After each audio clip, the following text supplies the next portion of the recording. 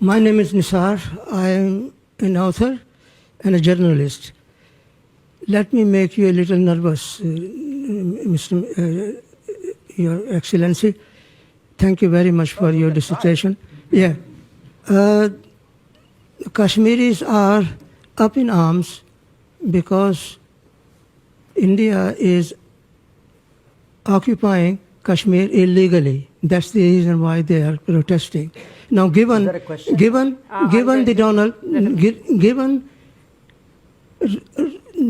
Mr. Trump's zeal for striking peace and peace deal, can Narendra Modi use his friendship with Donald Trump to solve out the problem of Kashmir? There are 1 million soldiers stationed in Kashmir to control 7 million Kashmiris.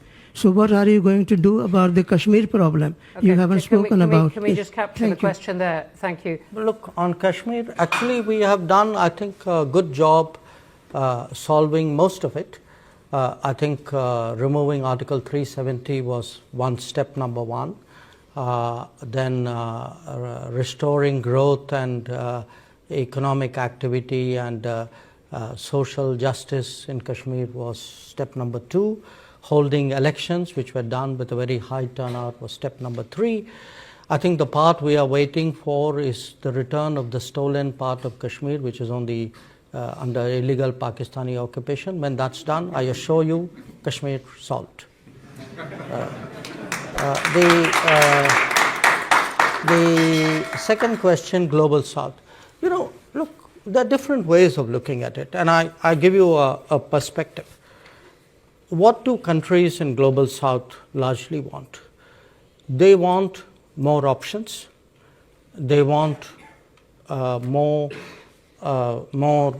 experiences to compare, relatable experiences.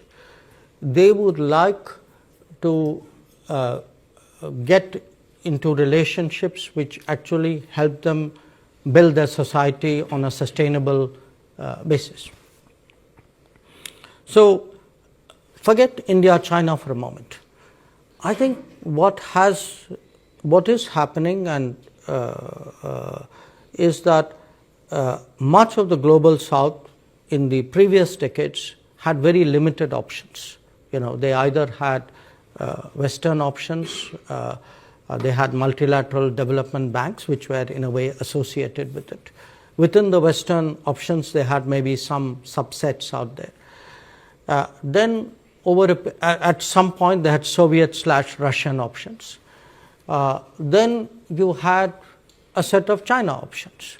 Now today, if there are Indian options, I would argue that actually it's better for the Global South. It's not worse, because they now have many more possibilities to choose from. They will be in a position to evaluate which of these options and which of these relationships somewhere fit into their growth aspirations. And I can certainly say, you know, where India is concerned, we have today projects in almost 80 countries of the Global South. We have delivered actually about 600 significant projects in the last many years.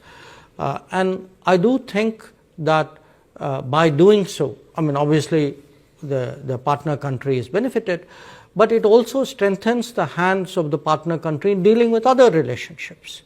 So I would not put this negatively at all. In fact, just like I say for India's positioning, a multipolar world is helpful, I think for Global South as well, I think a multipolar world is helpful, and it actually increases their negotiating ability.